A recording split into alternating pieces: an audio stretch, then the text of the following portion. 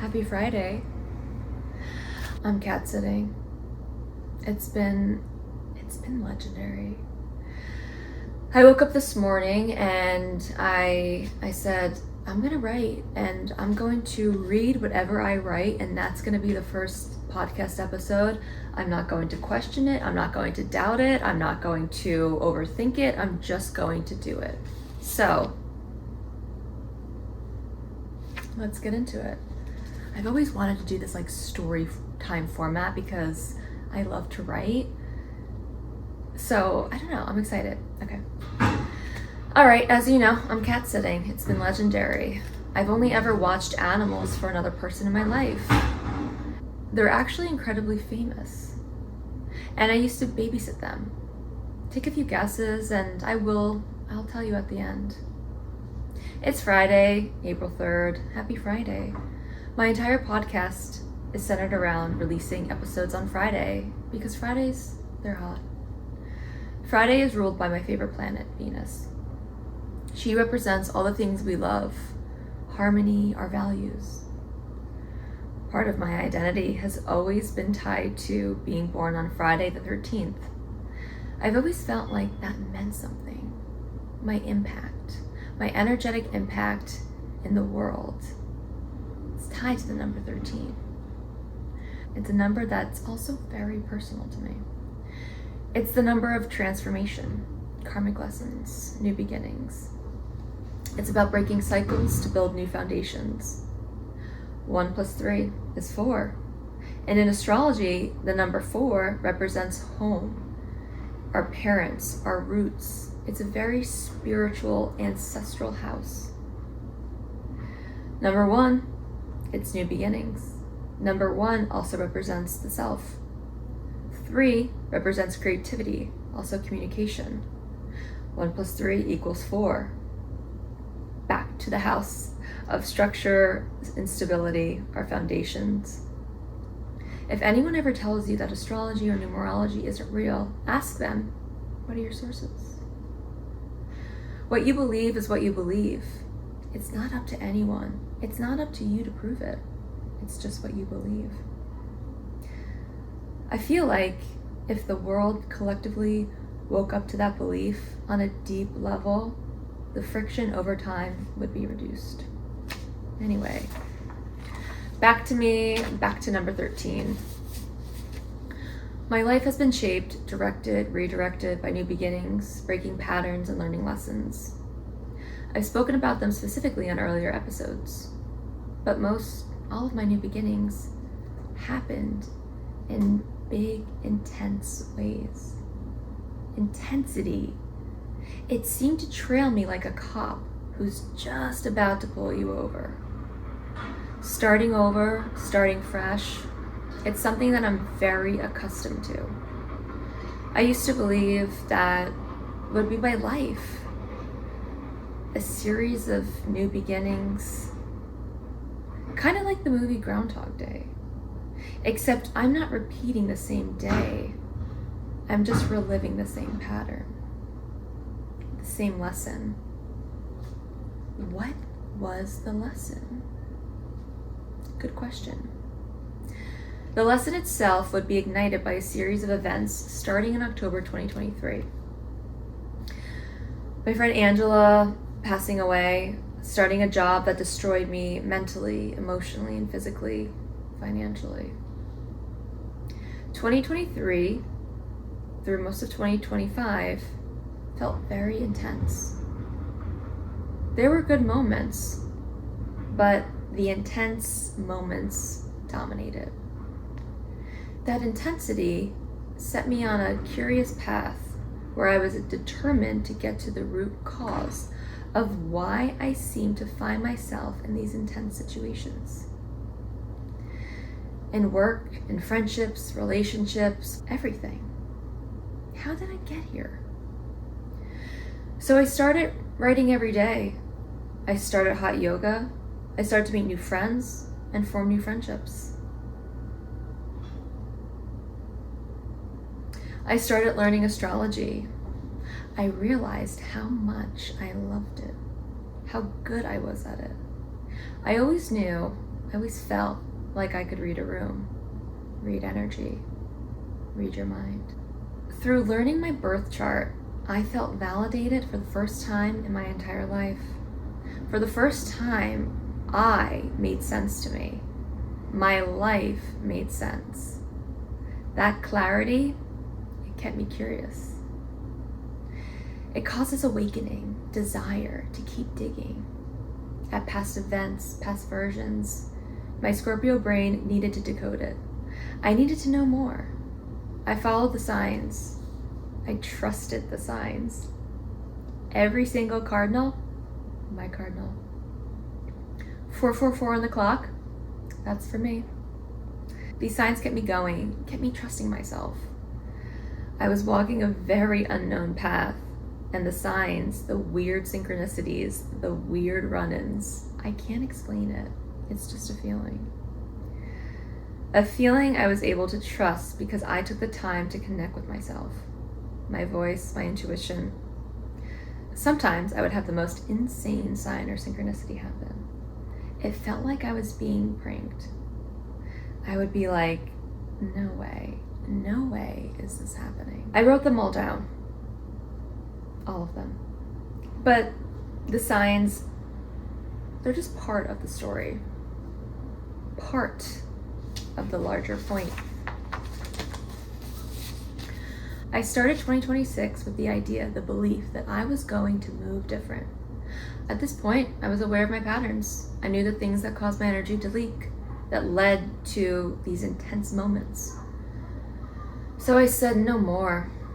I'm gonna break up with intensity. I want calm. I want zen. I want excitement. I want passion. I want curiosity. Not blowing everything up with intensity. I want to move based on how I feel. No feedback. No self-judgment, no shame, no guilt. January was a month of seeding that belief. I wanted sustainability in my life. I wanted a solid foundation. Number 4. Something that wasn't rushed. Urgency. When things are urgent, the feeling of urgency, it always makes me fall into this energy of feeling like I need to be perfect, that perfect conditions need to exist. But the more I thought about it, I realized I don't want perfection. I want forever. Forever isn't perfect. Therefore, forever isn't urgent. Forever isn't rushed. I would say mid-February to March, I was tested again. I noticed how my energy was starting to leak, bad habits slowly creeping in, and I let some in, but I knew intuitively when to flip that energy, because I knew if I didn't, I would be heading down intensity lane. I wanted to set sail and cruise down the forever freeway. So I did something a little different. Instead of being hard and extreme on myself, I was like, it's okay. I stopped working out. I stopped being hard on myself, hard on my body. I enjoyed foods I typically didn't let myself enjoy without shame or guilt. If I've learned anything, I've learned I can fix anything, solve any problem. That's what I'm good at. That's what people go to me for. I love helping people. It's something I'm anchoring into, like a tree. Like a tree that is rooted from firm, hot energy. A hot tree. Except this time I realized it's time to address you first. The pattern was clear. I've been solving problems, putting out fires for everyone else, but neglecting myself. It's not that I had a problem to solve. I was ignoring my intuition, putting her on hold. My self-worth has always been tied to helping others, solving problems, fixing things, proving I can adapt to anything, anywhere, at any time. The problem, my identity, wasn't being cultivated. I was adapting at a detriment. Our identity is determined, it's cultivated by the environment we're in. I realized I keep going from one intense environment to another. Okay, there's the pattern. Intensity became my identity. That's really dysregulating, in case you didn't know. Then I asked myself, why do you keep doing this? I was asking myself a question that I already knew the answer to. I've always known the answer. But the connection, the signals, they weren't firing together. And this was causing me to not trust myself. I knew, but I wasn't at a place to anchor into the belief of self-belief. The belief that I could trust my intuition 100%, no feedback. So I started to look at the things that were causing noise in my life, causing static, causing for the connection and the signals to misfire. My current job, my routine, inconsistent habits, depending on caffeine. No wonder why you don't feel connected. No wonder why there's static. You're not supporting yourself. No wonder why you feel dysregulated. No wonder why you haven't been able to trust yourself. Around the end of March, something told me, you cut out the noise and things will figure themselves out. You can do it. You can do it. Because you know what? The thought of sticking to my same routine, I physically couldn't do it. It was so loud. So I said to myself, okay. It's time. I ordered a 5-day fasting cleanse through a company called Prolon. I needed to sweep out the stale energy. The timing was perfect. My friend Chelsea and her boyfriend Rich were going away for a week to St. John's. For the record, I was supposed to go. But I forgot to get my flight, and the next day I woke up and the flight went from $600 to $1,500. So I said, I'll watch your cats.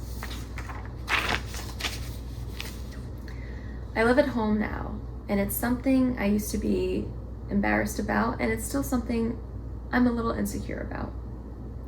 But again, something told me, hey, this is just a chapter. It's part of your chapter. It's not part of your forever story.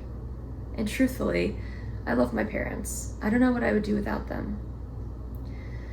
So, no more shame. I switched the feeling of being embarrassed and insecure to being grateful because I felt this is where I'm supposed to be.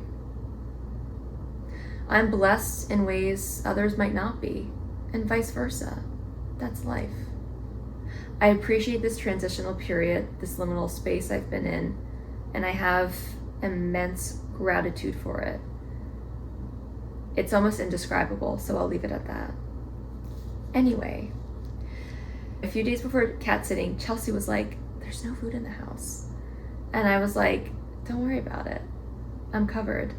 I'm doing Prolon. I was so excited to have a week to myself with her cats, Winston and Winnie. Today is day 5. I'm ending my fast on a Friday. This was the best thing I've done for myself in a long time. I created safe, grounding tension with the fast. It restored the connection, the signal. Each day I felt a little less fuzzy, more like me. Like I'm moving and I'm flowing from a place of origin, from a place of regulation. Not intensity or reactivity or dysregulation. The fast was hard, but if I can endure what I've already gone through, 5 days feels like 5 seconds. It all comes down to belief. You have to feel it, but it's hard to feel that when you are operating from a foggy place. It's like your ship has nowhere to anchor. It only anchors when the fog clears. It's one of the very few things we can control. Removing the fog. First, you need to surrender to the fog. Then, you start to sweep it away. You might not get it perfect the first time. I haven't. But I kept trying each day because I knew, once I did, the chapter I've been waiting to write would start. That passion, excitement, it anchored me. It kept me going, despite failing. It's funny, I asked myself, are you really afraid of failing? Because you've got that down. I realized I was afraid of happiness because I knew happiness required a level of vulnerability and intimacy with myself that I couldn't fully let in. Too foggy. It couldn't land. Happiness couldn't land. I wasn't creating space for happiness to land. I'm excited to say most of the fog is gone, and it might creep back in, but my belief is stronger, so I know it won't take as long to clear it. I've been wanting to record the podcast for a while, but it hasn't felt right. I didn't know why. I just went with it, honored the pause. I'm glad I did. It feels right. I feel aligned. In 2026, I wanted to test my creative process, create from a place of alignment. I've learned that means trusting yourself, even when you're being tailed by doubt. I'll always be an advocate for honoring a period of pause. It doesn't mean you stop moving. A pause, a fast, a break, they help restore what's been dormant inside us. That might look different for everyone. For me, it was my self-belief. I'm happy to say I've come out of the fog. The sun, it's burning away the last few parts of it. I'm writing this Friday morning. Something told me, get up and write. And something told me to read this for the episode.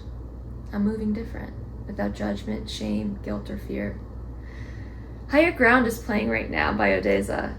Yes, it's a sign. So start following them.